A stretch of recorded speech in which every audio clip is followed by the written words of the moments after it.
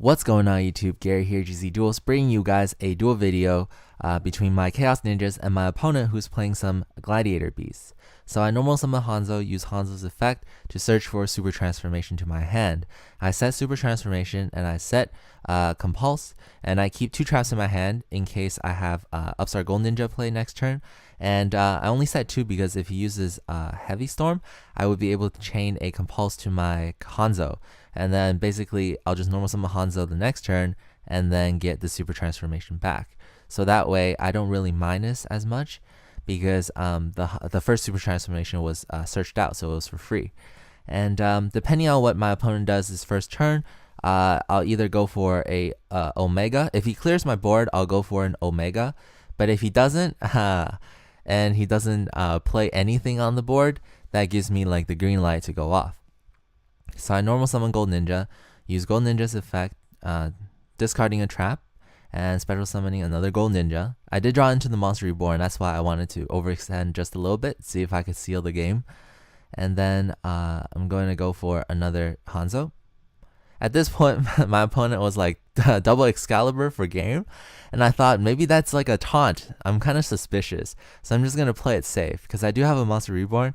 I wanted to see if I could go for something more interesting, more safe, to bypass the Gores or Tragodia that he possibly may have.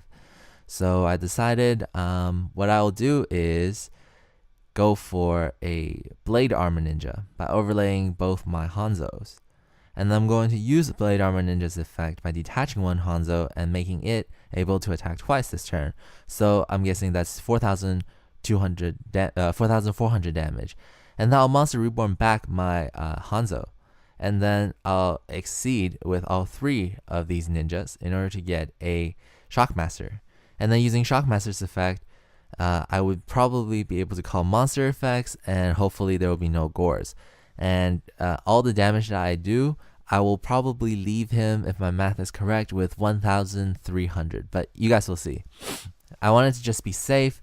I wanted to control the pace of it, and in case my opponent does use like Heavy Storm or Dark Hole, I still have a Photon Thrasher and a Upstart Gold Ninja, and worst comes to worst, I still have that Super Transformation, and then I could transform with whatever monster he has on the board, and then go for Debris Dragon, and I will still probably be able to win.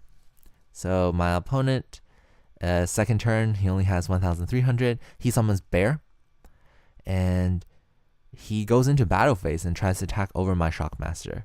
And I thought, of course, you're going to have Lance, so I better chain Compulse to your Bear, because, you know, before you chain Lance to my Shockmaster, I should just stop it.